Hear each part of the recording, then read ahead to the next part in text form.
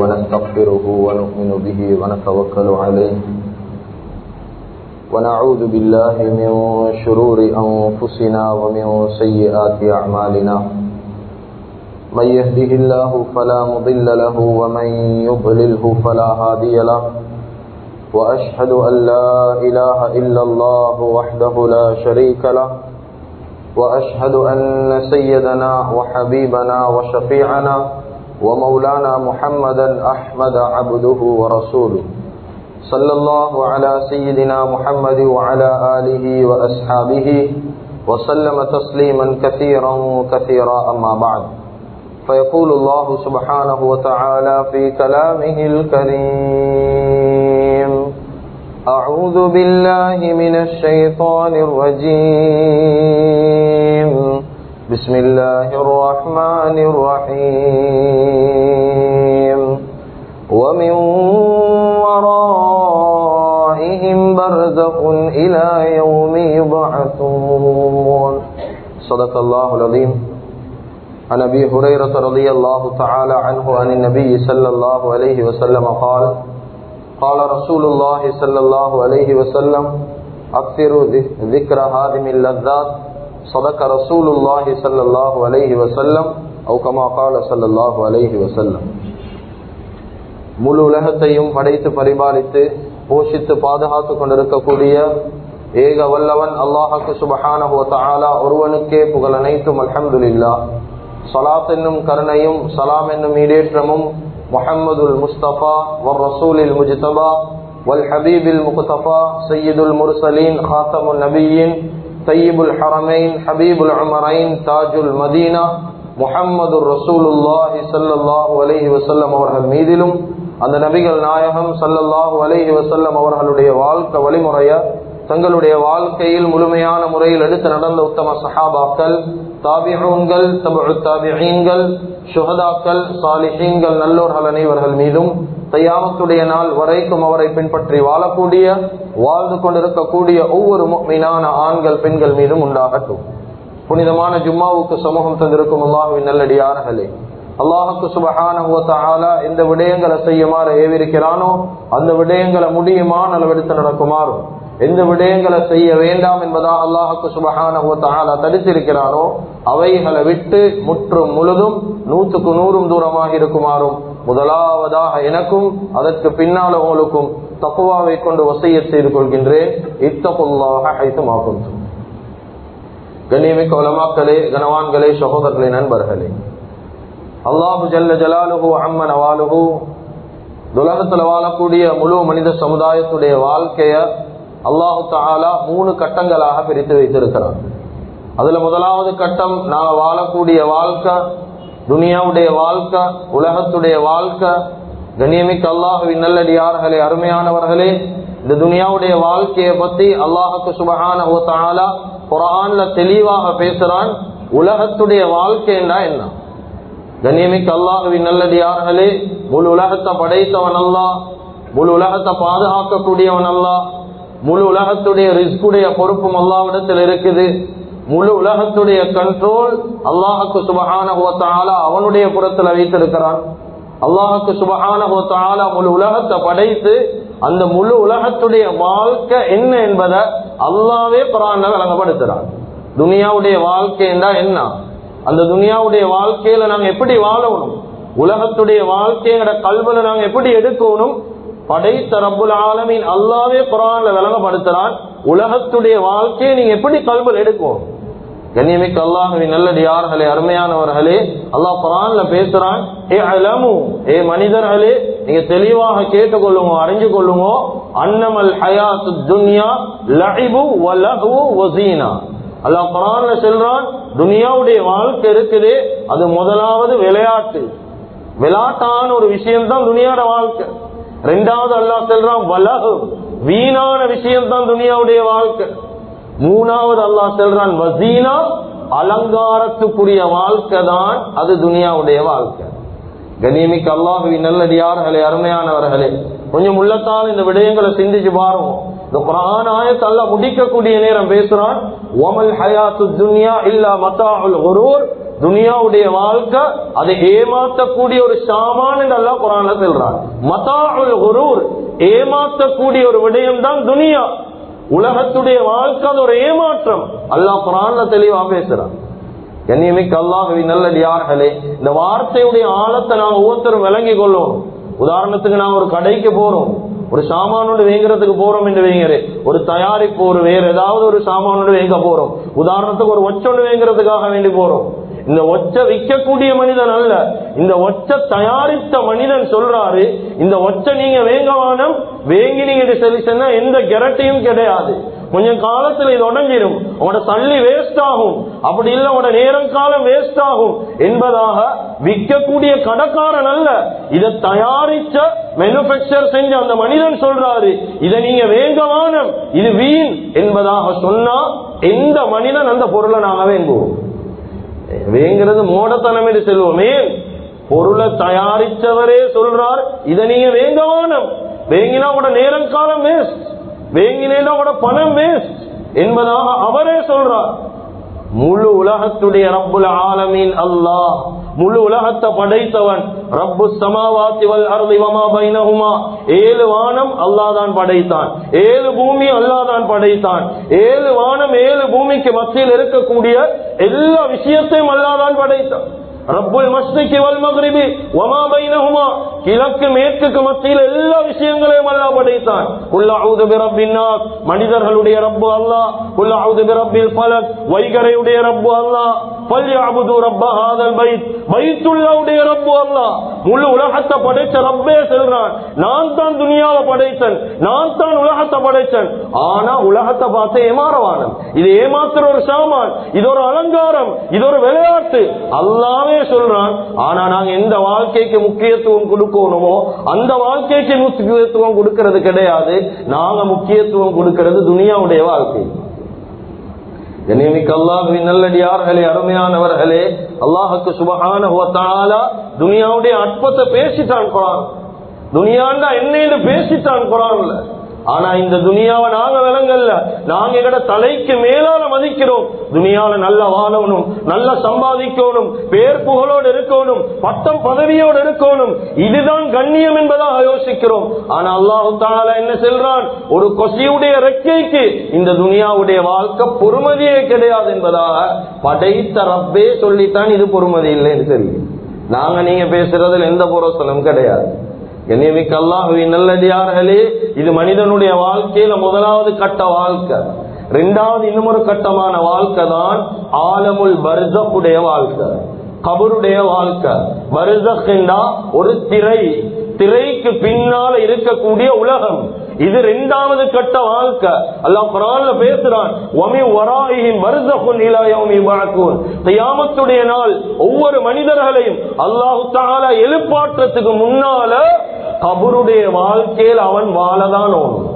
1000கணக்கான வருடங்கள் கபருடைய வாழ்க்கையில் அவன் இருக்கதானோனும். இது 2வது கட்ட வாழ்க்கை. 3வது இன்னும் ஒரு வாழ்க்கை இருக்குது. கண்ணியமிக்க அல்லாஹ்வின் நல்லடியார்களே, அருமையானவர்களே, எண்ணிக்கையில உள்ளடங்காத ஒரு வாழ்க்கை கியாமத்துடைய நாள். கண்ணியமிக்க அல்லாஹ்வின் நல்லடியார்களே, இந்த வாழ்க்கைக்கு அழிவும் கிடையாது, இந்த வாழ்க்கைக்கு முடிவும் கிடையாது. அப்படியான ஒரு நீண்ட ஒரு வாழ்க்கை, ஒரு மனிதனுடைய கேள்வி கணக்குக்கு பின்னால இவன் சொர்க்கவாதியா இவன் நரகவாதியா என்று முடிவு செய்யப்படக்கூடிய ஒரு வாழ்க்கை தான் கியாமத்துடைய நாளுக்கு பின்னால முடிவு செய்யப்படுற வாழ்க்கை. கண்ணியத்துக்குரிய அல்லாஹ்வின் நல்லடியார்களே, ஆனா வேடிக்கையான விஷயம் என்ன தெரியுமா, 1000கணக்கான வருடங்கள் கபர்ல நாங்க வாழணும், அதுக்கு பின்னால எவ்வளவு காலங்கள் எண்ணிக்கை இல்லாம கியாமத்துல வாழணும். இந்த 2 வாழ்க்கைக்கும் தயாரிப்பு செய்யற இடம் தான் இந்த துனியாவுடைய வாழ்க்கை. நாங்க வெறுமனே உலகத்துடைய வாழ்க்கைக்கு தயாரிப்பு செய்யறோம். எங்களுடைய பிளானிங் எல்லாம் உலகத்துடைய வாழ்க்கை, எப்படி சிறந்த நிலைமை அடைகிறது, எப்படி நல்ல பெயர் புகழோட வாழ்றது, இப்படி வாழ்றோம். எப்படி துனியால நாங்க வாழ்றதுக்கு நேரத்தை கொடுக்கிறோமோ, இந்த 2 உலகத்துடைய வாழ்க்கைக்கும், ஆலமுல் பர்ஸக்குடைய வாழ்க்கை, கியாமத்துடைய நாளுடைய வாழ்க்கை, இந்த 2 வாழ்க்கைக்கும் தயாரிப்பு செய்யற இடம் தான் இந்த துனியாவுடைய வாழ்க்கை. அல்லாஹ் தஆலா ரொம்ப சுருக்கமான ஆயுட்காலத்தை எங்களுக்கு தந்திருக்கிறார்.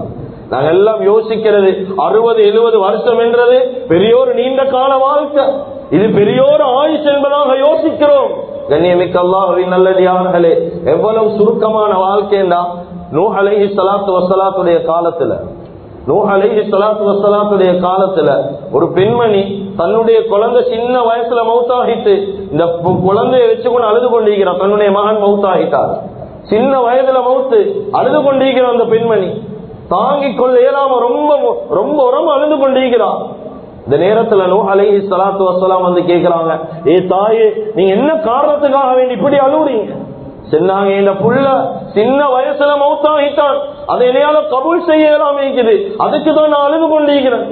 நூஹ் அலைஹிஸ்ஸலாத்து வஸ்ஸலாம் கேட்டாங்க, உன்னோட பிள்ளை சின்ன வயசுல மௌத்தாகிட்டா, கவலையான செய்திதான். உன்னோட பிள்ளைக்கு எத்தனை வயசு? சொன்னாங்க, என் பிள்ளைக்கு 400 வயசு தான் ஆகுது என்று சொல்லி சொன்னாங்க. சுப்ஹானல்லாஹ், என் பிள்ளைக்கு 400 வயசு தான் ஆகுது, சின்ன வயதுல மௌத்தாகிட்டான். கண்ணியத்துக்குரிய அல்லாஹ்வின் நல்லடியார்களே, அருமையானவர்களே, நூஹ் அலைஹிஸ்ஸலாத்து வஸ்ஸலாம் சிரிச்சிட்டு சொன்னாங்க, தாயே, நீங்க 400 வயது. நூஹ் அலைஹிஸ்ஸலாத்து வஸ்ஸலாத்துடைய கௌமுக்கு கொடுக்கப்பட்ட ஆயுட்காலம் 950 வருஷம் ஆயுட்காலம். அப்ப 400 வயதுல ஒரு புள்ள மௌத்தாகினா அது சின்ன வயது தான் அவனோட பார்வையில. நூஹ் அலைஹிஸ்ஸலாம் சொன்னாங்க, நீங்க 400 வயதுல உங்களோட புள்ள மௌத்தாகினத்துக்கு அழுவுறீங்க, பின்னுக்கு ஒரு கூட்டம் வருவாங்க. அவனோட யாரு தெரியுமா? உம்மத்தே முஹம்மதியா என்று செல்லக்கூடிய உம்மத்திலிருந்து வருவாங்க. இவங்களோட ஆயுட்காலம் எவ்வளவு தெரியுமா? 60 அல்லது 70 வருஷம். இத சொன்ன உடனே அந்த பெண்மணி அழுவையை நிப்பாட்டிட்டு கேட்டா, நீங்க சொல்றதை வச்சு பார்த்தா எங்கட 2 சுஜூதில் அவனோட வாழ்க்கை முடிஞ்சிருமே என்று சொல்லி சொன்னாங்க.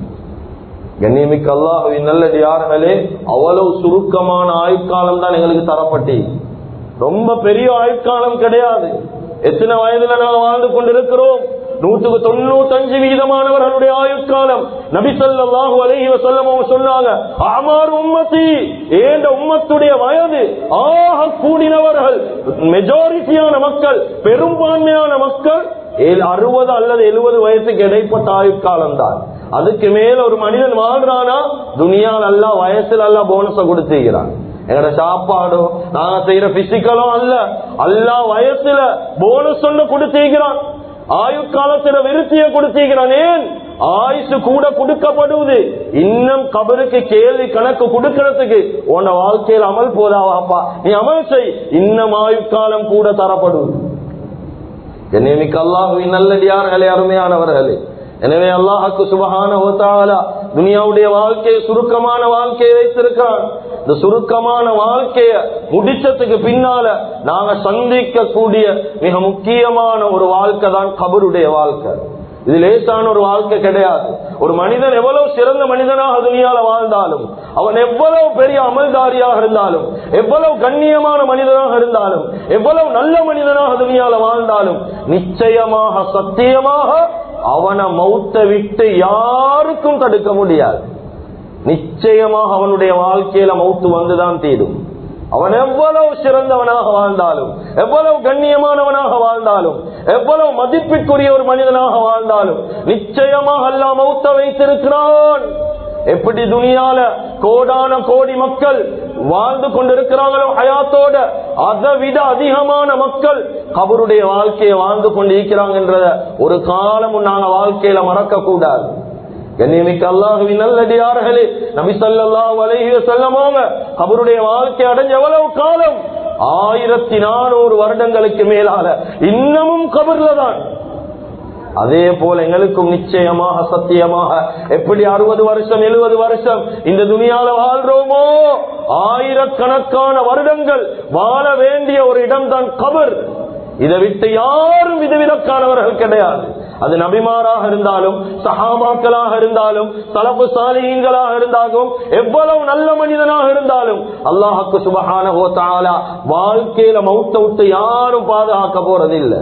கண்ணியமிக்க அல்லாஹ்வின் நல்லடியார்களே, ஆனாலும் எங்களுடைய உள்ளங்கள்ல பலவிதமான கேள்விகள் இருக்குது. இந்த கபருடைய வாழ்க்கையை பத்தி பல கேள்விகள் இருக்குது. சக்கராத் என்றது உண்மையா? சக்கராத்துக்கு பின்னால ரூஹ் எல்லாம் எங்க போகுது? அதுக்கு பின்னால கபரில் எழுப்பாட்டி கேள்வி கேட்கப்படுதாமே, இது எந்த அளவு தூரத்துக்கு உண்மை? 2 மலக்குமார் கபருக்குள்ள வருவாங்களாமே. இப்படி கண்ணியமிக்க அல்லாஹ்வின் நல்லடியார்களே, எவ்வளவு பேருடைய உள்ளங்கள்ல இன்னமும் இந்த கேள்விகள் ஊசலாடி கொண்டுதான் இருக்குது. கண்ணியமிக்க அல்லாஹ்வின் நல்லடியார்களே, துனியால ஒரு மனிதன் சந்திக்கக்கூடிய கடைசி நிலைமைதான் சக்கராத். கர்கராவுடைய ஒரு மனிதன் ஒரு நிலைமை அடைஞ்சா அந்த கர்கராவுடைய சத்தம் நிற்கும் எப்ப தெரியுமா? எந்த டாக்டராலையும் வைத்தியம் செய்ய முடியாது. அந்த கர்கராவுடைய சத்தத்தை நிப்பாட்டேலும் உயிர் போனா மாத்திரம்தான் நிப்பாட்ட முடியும். இதுதான் கர்கரா. தொண்டை குழிய உயிர் அடையக்கூடிய இடம். இந்த இடத்துக்கு உயிர் வந்துட்டா தௌபாவுடைய வாசல் மூடப்பட்டுடும். அதுக்கு பின்னால தௌபா கபூல் இல்ல, அல்லாஹ் தௌபாவை ஏற்றுக்கொள்ள மாட்டான்.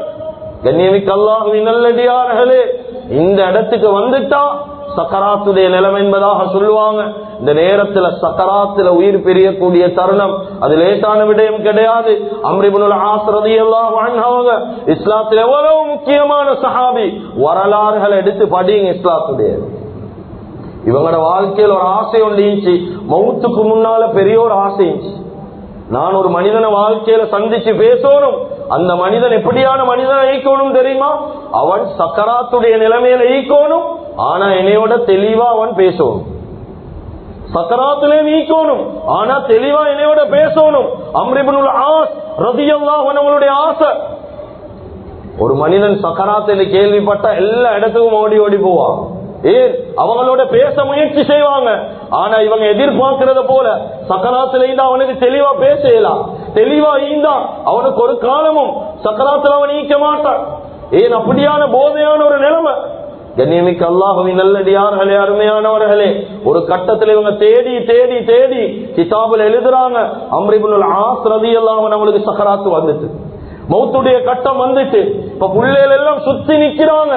இந்த நேரத்துல கேட்கிறாங்க அம்ர் இப்னுல் ஆஸ் ரலியல்லாஹு அன்ஹு பார்த்து, வாப்பா வாழ்க்கையில உங்களுக்கு ஒரு ஆசை இருந்துச்சு, சக்கராத்துல ஈக்கக்கூடிய ஒரு மனிதனோட தெளிவா பேசணும் என்ற ஒரு ஆசை இருந்துச்சு, உங்களுக்கு அந்த ஆசை நிறைவேறல, எங்களுக்கு அந்த ஆசை நிறைவேறிடும் என்பதாக சொன்னார். கேட்டாங்க அம்ர் இப்னுல் ஆஸ் பார்த்து, வாப்பா எங்களுக்கு கொஞ்சம் விளங்கப்படுத்துங்க, சக்கராத்துடைய நிலைமை எப்படி எங்களுக்கு கொஞ்சம் சொல்லேலுமா? சக்கராத் சக்கராத் என்று சொல்றோமே, சக்கராத் என்ற ஒரு போதை, இது எப்படி இருக்குது உங்களுக்கு? கண்ணியமிக்க அல்லாஹ்வின் நல்லடியார்களே, அருமையானவர்களே, அம்ர் இப்னுல் ஆஸ் ரலியல்லாஹு அன்ஹு பெருசா ஒன்றும் விளங்கப்படுத்தல. 2-3 கருத்துக்கள் தான் சொன்னாங்க. நான் சக்கராத்துடைய நிலைமையில இருக்கிறேன்னு நீங்க சொல்றீங்க, ஆனா முதலாவது கட்டம் எனக்கு எப்படி இருக்குன்னு சொல்லி சொன்னா, அஸ்ஸமா மின்னி, வானத்தை கலட்டி ஏந்த மேல வச்சத போல பாரமா ஈக்குது. அந்த பாரத்துல எனக்கு மூச்செடுத்து கொள்ளலாம் ஈக்குது. ஆனா ஒருத்தர் வந்து எனக்கு சொல்றாரு, ஒரு ஊசியுடைய ஓட்டைய காட்டி சொல்றாரு, இந்த ஊசியுடைய ஓட்டைக்குள்ளால நீங்க போங்கன்னு சொல்லி சொல்றாரு. இதுதான் சக்கராத் என்று சொன்னாங்க. இதுதான் சக்கராத் என்று சொன்னாங்க. வாழ்க்கையில எங்கட கண் முன்னால வாழ்ந்த எவ்வளவு மனிதர்கள் வாழ்க்கையில சக்கராத்தை கண்டுட்டாங்க. எங்களோட ஒன்றாக வாழ்ந்தவங்க வாழ்க்கையில சக்கராத்தை கண்டுட்டாங்க. நாங்களும் நீங்களும் சக்கராத்த வாழ்க்கையில அடையாம ஒரு நாளும் மௌத்து வராது.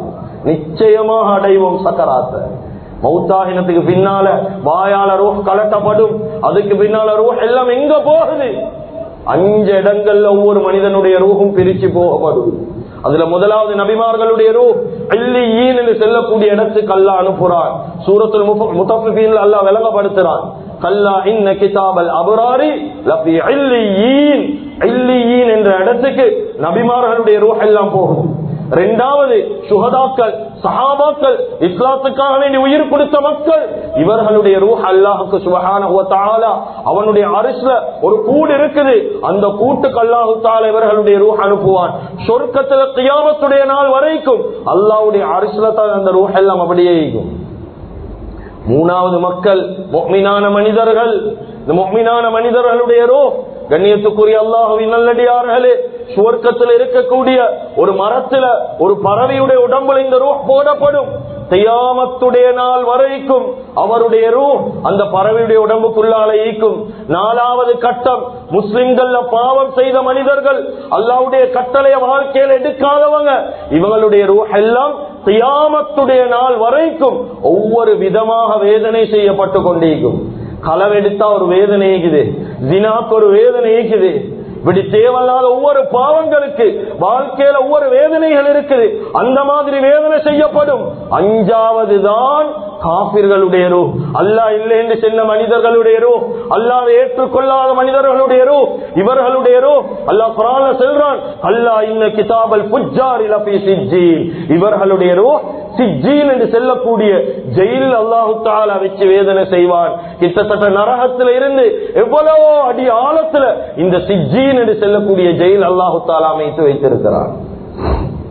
கண்ணியமிக்க அல்லாஹ்வின் நல்லடியார்களே, ஒரு மனிதன் மௌத்தாகினா சக்கராத்துடைய நிலைமை இப்படி, ரூஹ் எல்லாம் இந்த இடங்களுக்கு போகும். அதுக்கு பின்னால் எங்கட கடமை, நாங்க கொண்டு போய் கபருக்குள்ள வைப்போம்.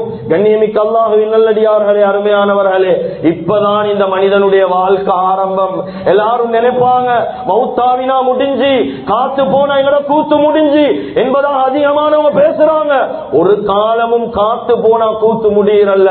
காத்து போனாதான், உடம்புல இருந்து உயிர் போனாதான் அடுத்த கட்ட வாழ்க்கை ஆரம்பிக்கப்படுவது, கபருடைய வாழ்க்கை ஆரம்பிக்கப்படுவது.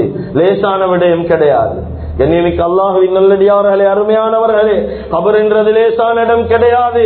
நபிமார்கள் பயந்தாங்க, சஹாபாக்கள் தாடி நனைகிற அளவு கழுதாங்க. ஆனா கவலை என்ன தெரியுமா? இந்த காலத்துல மனிதர்களோட பேசினா என்ன சொல்றாங்க, என்ன பேசுறாங்க? சொன்னாங்க போதுமான மட்டும் செஞ்சுதான் நீக்குது, மௌத்தாகினா டிரெக்டா சொர்க்கம் என்று பேசுறாங்க. கண்ணியமிக்க அல்லாஹ்வின் நல்லடியார்களே, கபர்ல லேசாக கபருடைய வாழ்க்கை அடைய முடியுமா? கபருடைய வாழ்க்கையில ஈடேற்றம் லேசாக கிடைக்குமா? ஒரு காலமும் கிடைக்காது. இருட்டும் வெளிச்சமும் சமனான இடம், இரவும் பகலும் சமனான இடம்.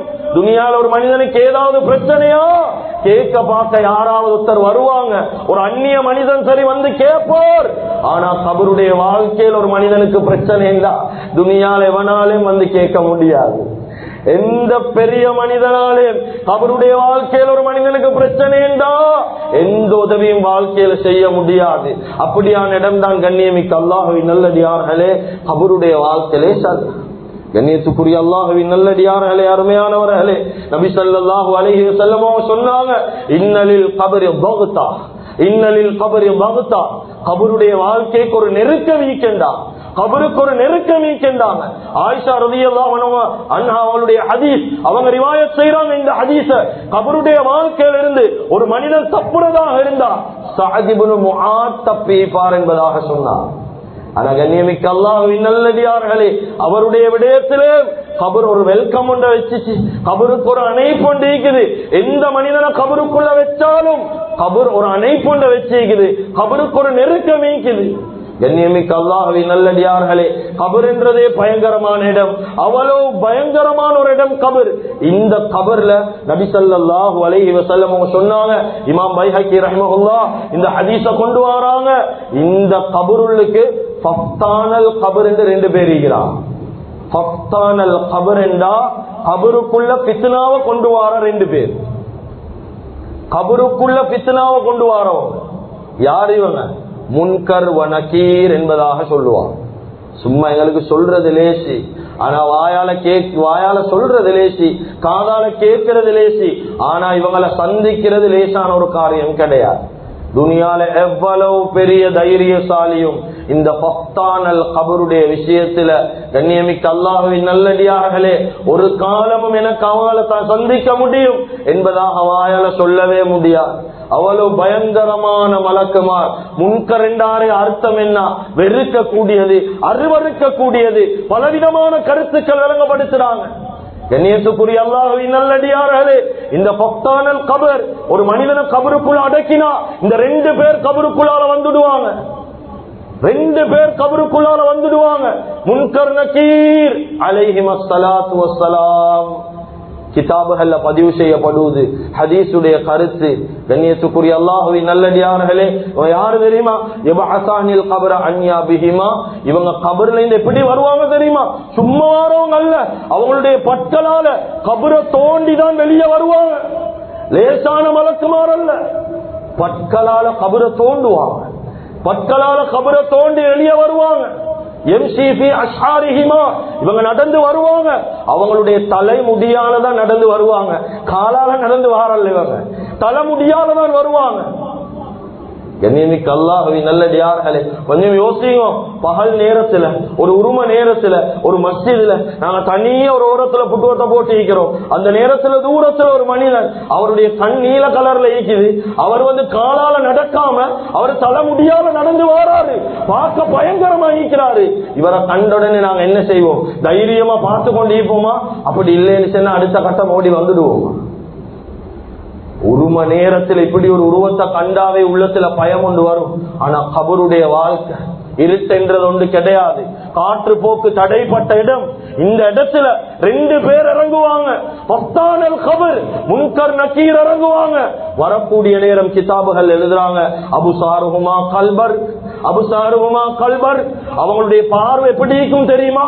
மின்னல் வெற்றத போல பார்வைக்கும், நீல கலர் கண்கள். அஸ்வாத்துஹுமா கர்ரால், அவங்க வாயை திறந்து பேசினா, வாயை திறந்து பேசினாங்கண்டா இடி இடிக்கிறத போல சத்தம் கேட்கும் கபருக்குள்ளா. கண்ணியமிக்க அல்லாஹ்வின் நல்லடியார்களே, அருமையானவர்களே, இவங்க கபருக்குள்ளால வரக்கூடிய நேரம் எப்படி மனுஷனை நோக்கி வருவாங்க தெரியுமா? எதிரிவானல் கபர். அவங்க அடிப்பாங்க, கபருக்கு அடிச்சு அடிச்சுதான் வருவாங்க. கையில ஒரு இரும்பு சம்மட்டி வச்சுப்பாங்க. கித்து நபி ஸல்லல்லாஹு அலைஹி வஸல்லம் அவங்க விளங்கப்படுத்தினாங்க. உமர் ரலியல்லாஹு அன்ஹுவுக்கு, உமர், அந்த 2 பேர் கபருக்குள்ள வருவாங்க, கையில இரும்பு சம்மட்டி வச்சுப்பாங்க. இவங்களுக்கு இந்த முழு உலகமும் சேர்ந்தாலும் அவங்களோட கையில ஈக்கக்கூடிய அந்த இரும்பு சம்மட்டியை தூக்கியலாம். அவ்வளவு பாரமான சம்மட்டியை தூக்கிட்டு வருவாங்க. என்னைமிக்க அல்லாஹ்வின் நல்லடியார்களே, அருமையானவர்களே, அவங்க நபி ஸல்லல்லாஹு அலைஹி வஸல்லம் விளங்கப்படுத்தினாங்க. அவங்களுக்கு அந்த சம்மட்டி எப்படி ஈகுமெண்டா அப்படியே தலப்பாண்ட தலைப்பாகையுண்ட கையில சுத்துறத போல சுத்திட்டு தான் வருவாங்க. என்னைமிக்க அல்லாஹ்வின் நல்லடியார்களே, இவங்களை பத்தி உமர் ரலியல்லாஹு அன்ஹு கிட்ட நபி ஸல்லல்லாஹு அலைஹி வஸல்லம் கேட்டாங்க, உமர், இந்த 2 பேரை நீங்க எப்படி சமாளிப்பீங்க? துனியால தைரியமான பேச்செல்லாம் பேசினோமே, தைரியமாக பேசினோமே, சண்டித்தனம் எல்லாம் காட்டினோமே துனியால. ஆனா இந்த 2 பேரை வாழ்க்கையில நீங்க எப்படி முகம் கொடுப்பீங்க? உமர் ரலியல்லாஹு யார்? சுப்ஹானல்லாஹ். கண்ணியத்துக்குரிய அல்லாஹ்வின் நல்லடியார்களே, இந்த உமர் இப்னு கத்தாப் ரலியல்லாஹு அன்ஹு என்ன தெரியுமா கேட்பாங்க? யா ரசூலல்லாஹ், இந்த 2 பேரை சந்திக்கிறது லேசான காரியம் கிடையாது. ஆனா நீங்க ஒரே ஒரு வார்த்தை எனக்கு பதில் சொல்லுங்க. இந்த 2 பேரை நான் சந்திக்கக்கூடிய நேரம் இப்ப துனியால நான் எப்படி ஈக்கிறனோ, எப்படி அமல்தாரியா ஈக்கிறனோ, எப்படி தக்குவாதாரியா ஈக்கிறனோ, அப்படியே நான் கபருக்குள்ளால ஈப்பனா யா ரசூலல்லாஹ். சொன்னாங்க, உமர், சந்தேகம் இல்ல, நீங்க எப்படி துனியால ஈக்கிறீங்களோ அத போலதான் நீங்க கபருக்குள்ளே நீங்க, உமர், சந்தேகம் கிடையாது. சொன்னாங்க உமர் ரலியல்லாஹு. அப்படி என்ன நாங்க அவங்க 2 பேரை நான் ஹேண்டில் பண்ணுவோம் யா ரசூலல்லாஹ். கண்ணியத்துக்குரிய அல்லாஹ்வின் நல்லடியார்களே, ஜிப்ராயில் அலைஹிஸ்ஸலாத்து வஸ்ஸலாம் விளங்கப்படுத்தினாங்க. உமர் ரலியல்லாஹு அன்ஹு கபருக்குள்ள வச்சதுக்கு பின்னால முன்கர் நக்கீர் அலைஹிஸ்ஸலாத்து வஸ்ஸலாம் வந்தாங்க. வந்து கேட்டாங்க உமர் ரலியல்லாஹு அன்ஹு கிட்ட, மர் ரப்புக, உங்க ரப்பு யாரு? இந்த நேரத்துல இவங்க எழுப்பி பதில் சொன்னாங்க, ரப்பி அல்லாஹ், ஏண்ட ரப்பு அல்லாஹ் தான். மர் ரப்புஹுமா, உங்க 2 பேர்ட ரப்பு யாரு? சுப்ஹானல்லாஹ். உமர் ரலியல்லாஹு கேள்வி கேட்ட மனிதன் முன்கர் நக்கீர் அலைஹிஸ்ஸலாத்து வஸ்ஸலாத்து. ஆனா கண்ணியமிக்க அல்லாஹ்வின் நல்லடியார்களே, அதுக்கு பின்னால அந்த மலக்குமாரே சொல்லுவாங்க, எங்களுக்கு சந்தேகமா இருக்குது, நாங்க உங்களுக்கு இத கேள்வி கேட்க வந்தோமா, இல்லாட்டி நீங்க எங்களுக்கு இத கேள்வி கேட்க சாட்டப்பட்டீங்களா? எங்களுக்கு சந்தேகம். ஆனா கண்ணியமிக்க அல்லாஹ்வின் நல்லடியார்களே, உமர் ரலியல்லாஹு அன்ஹுவுடைய நிலைமை அல்ல எங்கட நிலைமை. நாங்க வாழ்றது நடிப்போட. நோம்புடைய காலம் ஒரு மாதிரி, நோம்பு முடிஞ்சா ஒரு மாதிரி, நாங்க வாழ்றது வாழ்க்கையில நடிப்போட. கண்ணியத்துக்குரிய அல்லாஹ்வின் நல்லடியார்களே, அருமையானவர்களே, இந்த மலக்க சந்திக்கிறதே பெரிய ஒரு ஃபித்னா. இந்த மலக்குமார் 4 கேள்விகளை வச்சுக்கிறார். இந்த 4 கேள்விக்கு ஒரு மனிதன் பதில் சொன்னா மட்டும்தான் இவன் சொர்க்கவாதி. இந்த 4 கேள்வி தவறிட்டா கியாமத்துடைய நாள் வரைக்கும், சூரூதப்படுற வரைக்கும் அப்படியே கபருக்குள்ளதான் இருக்கணும். அதில் எந்த சந்தேகமும் இல்ல. வேதனையுடைய காலம் கழியும். முதல் கேள்வி, மர் ரப்புக, உங்க ரப்பு யாரு? இந்த காலத்தில் எங்களுக்கு பதில் சொல்லும், ரப்பி அல்லாஹ், ஏண்ட ரப்பு அல்லாஹ், எந்த சந்தேகமும் கிடையாது. கொஞ்சம் யோசிச்சு பாருங்க கண்ணியமிக்கவர்களே, ஒரு மனிதன் கீழே விழுந்துட்டான் வைங்க, அவனுக்கு தலைப்பட்டுட்டு ஒரு ஷார்ட் டேர்ம்ல அவனுக்கு இருக்கக்கூடிய ஞாபகங்கள் இல்லாம போனா அவனுக்கு வாழ்க்கையில சில விஷயங்களை மீட்டி பார்க்கறது கஷ்டமா இல்லையா? வாழ்க்கையில சில ஞாபகங்களை எடுத்து பார்க்கறது சரியான கஷ்டம். ஆனா ஒரு மனிதன் ஷோட்டம் அல்ல, சக்கராத்துடைய நிலைமையில ரூஹ் எடுக்கப்பட்டுட்டு ஞாபகங்கள் எல்லாம் அழிக்கப்பட்டு கபருக்குள்ள வைக்கப்பட்டுட்டான், எந்த நினைவும் கிடையாது. இந்த நேரத்துல கேட்கிறாங்க, மர்ரப்புக, உன்ட ரப்பு யாரு? உன்ட ஞாபகம் ஒன்றும் இல்லாத நிலைமையில ஒரு மனிதன் ரப்பி அல்லாஹ் என்று செல்றது லேசான காரியம்? இது லேசிப்பட்ட விடயம் அல்ல. இது துனியால நடிச்சா இந்த கேள்விக்கு பதில் வராது. துனியால சோபனை அமல் செஞ்சா இந்த பதில் கபர்ல வாரல். இரண்டாவது கேள்வி, மா நபி மன் நபியுக்க, உன்ட நபி யாரு? உன்ட வேதம் எது? உன்ட கிப்லா எது? இப்படி ஒவ்வொரு விடயமாக விசாரிக்கப்படும். இதுக்கு இவன் சரியான பதில் சொன்னா, கண்ணியமிக்க அல்லாஹ்வின் நல்லடியார்களே, கடைசி கேள்வி எப்படி கேட்பாங்க என்றா, உதாரணத்துக்கு ஒரு மனிதன் மாதம் பிட்டியில் அடக்கப்பட்டிருக்கிறான் என்றா, மாதம் பிட்டிக்கும் மதீனாவுக்கும் மத்தியில் எந்த திரையும் நீக்காது. நபி ஸல்லல்லாஹு அலைஹி வஸல்லம் உடைய ஹதீஸ் சஹீஹ் முஸ்லிம்ல இந்த ஹதீஸ் பதிவு செய்யப்பட்டு, அவன் எழும்புவான் கபர்ல இருந்து, அவன் ஊர்ல இருந்து மதீனா வரைக்கும் எந்த திரையும் நீக்காது. மதீனால இருந்து ஒரு சாலிஹான ஒரு முகம் அவனுக்கு காட்டப்படும். காட்டி கேட்கப்படும், மா தகூலு ஃபீ ஹாதர் ரஜுல், இந்த மனுஷனை பத்தி உங்களுக்கு என்ன சரி தெரியுமா? இந்த மனிதனை பத்தி உங்களுக்கு ஏதாவது வாழ்க்கையில தெரியுமா? கண்ணியமிக்க அல்லாஹ்வின் நல்லடியார்களே, அவன் சொல்லிட்டானா, இந்த மனிதர் எங்களுக்கு தெரியும், இவர் தான் எங்களுடைய நபி முஹம்மது ரசூலுல்லாஹ் என்ற வார்த்தை வாயால வந்துட்டா, அடுத்த கட்டம் ஹதீஸ்ல வருவது, ஒரு செகண்ட் தாமதிக்கப்பட மாட்டாது. சொர்க்கத்துடைய விரிப்பு விரிக்கப்படும், அவனுடைய கஃன் புடவை தூக்கி வீசப்படும், சொர்க்கத்துடைய ஆடை கொடுக்கப்படும். கியாமத் நாள் வரைக்கும் அவனுடைய கபர் 70 முழத்துக்கு மேலால விசாலமாக்கப்படும். இப்படிதான் கபருடைய வாழ்க்கை. கண்ணியமிக்க அல்லாஹ்வின் நல்லடியார்களே, விரும்பியோ விரும்பாமலோ நிச்சயமாக சத்தியமாக இந்த வாழ்க்கையை நாங்களும் நீங்களும் அடையதானோம். எனவே அல்லாஹ்வுக்கு சுப்ஹானஹு வ தஆலா தந்திருக்கக்கூடிய வாழ்க்கையுடைய சுருக்கம் ரொம்ப சுருக்கமான வாழ்க்கை, ரொம்ப சுருக்கமான வாழ்க்கை. அம்ர் இப்னுல் ஆஸ், கடைசியாக அதை சொல்லி முடிச்சு கொள்றேன். அம்ர் இப்னுல் ஆஸ் ரலியல்லாஹு அன்ஹு அவங்க சக்கராத்துடைய நேரம் அவங்களுடைய மகன்மார் எல்லாத்தையும் கூப்பிட்டு ஒரு வசியத்தோடு செஞ்சாங்க. ஒவ்வொருத்தரும் இந்த வசியத்தை ஞாபகம் வச்சுக்கோ, ஒவ்வொருத்தரும் நினைவுல வச்சுக்கோ. கூப்பிட்டு தன்னுடைய மகன்மாருக்கு வசியத் செஞ்சாங்க, என்னைய நீங்க கபருக்குள்ள வச்சு அடக்கிட்டீங்களா, நான் மௌத்தாகிட்டனா, என்னைய கபருக்குள்ள வச்சா அவசரமாக அல்லாஹ்வுக்காக வேண்டி ஓடி போய்த்திடுவார். இந்த காலத்துல கபர்ல ஒரு ஜனாதா வச்ச உடனே நாங்க பறக்கிறதுக்கு ரெடியா தான் வாரோம், ஓடுறதுக்கு ரெடியா தான் வாரோம், எவ்வளவு வேலை வட்டிகளை வச்சுட்டு தான் வாரோம். கவலை, ரத்த பந்தங்கள், சொந்த உறவு முறைகள் கபருளுக்கு வச்ச உடனே பேசிடுறாங்க. ஆனா அம்ர் இப்னுல் ஆஸ் சொல்றாங்க, இல்ல இல்ல, என்னை நீங்க கபருக்குள்ள வச்சா ஏண்ட மேல நீங்க இறக்கமா, ஏண்ட மேல மஹப்பத்தா, எனக்கு செய்ய வேண்டிய ஒரு கடமை இருக்குது. நீ என்ன செய்யணும் தெரியுமா? கபருக்குள்ள வச்ச உடனே ஒரு ஒட்டகத்தை அறுத்து பலியிடக்கூடிய அளவு எனக்காக வேண்டி பாவ மன்னிப்பு தேடு. அஸ்தக்ஃபிருல்லாஹல் அலீம், அஸ்தக்ஃபிருல்லாஹல் அலீம், அஸ்தக்ஃபிருல்லாஹல் அலீம். கண்ணியமிக்க அல்லாஹ்வின் நல்லடியார்களே, இந்த ஹதீஸை கொஞ்சம் எடுத்து பாருங்க. சொன்ன வார்த்தை என்ன தெரியுமா? ஒட்டகத்தை அறுத்து பலியிடுற அளவு, ஒரு மாடை அறுத்து பங்கிடக்கூடிய அளவுக்கு எவ்வளவு டைம் போகும்? ஒரு மாடை இருக்கு, ஒரு 3.5 hour போகுமா? ஆக குறைஞ்சது ஒரு 3 hour போகும். ஒரு ஒட்டகம் அறுத்து பலியிட்டு பங்கிடக்கூடிய அளவு 4 hours மேல போகும். இந்த 4 hour உள்ளத்தால யோசிங்க, நான் கபருக்குள்ள வைக்கப்பட்டா என் சொந்த மகன் ஒரு 4 hour அந்த கபர்ல நின்று எனக்காக வேண்டி வாழ்க்கையில் இஸ்திக்பார் செய்வானா? சும்மா ஹதீஸை கேட்கிறல்ல, ஒட்டகத்தை அறுத்து அந்த பலியிடுற அளவுக்கு ஞாபகம் காட்டுங்க. இல்ல இல்ல, 4 hour போகும் ஒரு ஒட்டகம் பங்கிடக்கூடிய அளவு. இந்த அளவுக்கு நான் வாழ்க்கையில யார சம்பாதிச்சிருக்கிறேன் கேட்டா செல்வம் கூட்டாளிமார் இத்தனை பேர் இருக்கிறாங்க, 1000 பேர் இருக்கிறாங்க, 100 பேர் இருக்கிறாங்க. எனக்கு என்ன சரியென்றா வந்து நிற்பாங்க, வருவாங்க தான். கபருக்குள்ள வச்சா ஒரு 4 hour எனக்காக வேண்டி வாழ்க்கையில இஸ்திக்பார் செய்யற ஒரு கூட்டாளியை நான் வாழ்க்கையில சம்பாதிச்சிருக்கிறேனா? ஒரு பிள்ளையை நான் வாழ்க்கையில பெற்றிருக்கிறேனா? ஒரு கூட பிறந்தவனை நான் வச்சிருக்கிறேனா? இப்படி ஒன்றும் கிடையாது. கண்ணியமிக்க அல்லாஹ்வின் நல்லடியார்களே, என்ன தைரியத்தில் துனியால வாழ்ந்து கொண்டிருக்கிறோம், என்ன சிந்தனையில துனியால வாழ்ந்து கொண்டிருக்கிறோம். எனவே கண்ணியமிக்க அல்லாஹ்வின் நல்லடியார்களே, அல்லாஹ்வுக்கு சுப்ஹானஹு வ தஆலா இந்த சுருக்கமான வாழ்க்கையில பலவிதமான சந்தர்ப்பங்களை தந்திக்கிறார். இந்த வாழ்க்கை செய்யக்கூடிய அமல் ஒவ்வொரு மனிதனுக்கும் பெரிய சந்தர்ப்பம். எனவே எந்தெந்த விஷயங்களை பேசினோமோ கேட்டோமோ இஹ்லாஸோட இஸ்திக்லாஸோட மௌத்து முட்டும் அமல் செய்யக்கூடிய பாக்கியத்தை அல்லாஹ் தஆலா முழுமையான முறையில் எங்களுக்கு வழங்குவானாக. யா அல்லாஹ், எங்களுடைய பாவங்களை மன்னிப்பாயாக, குற்றம் குறைகளை மன்னிச்சிடுவாயாக.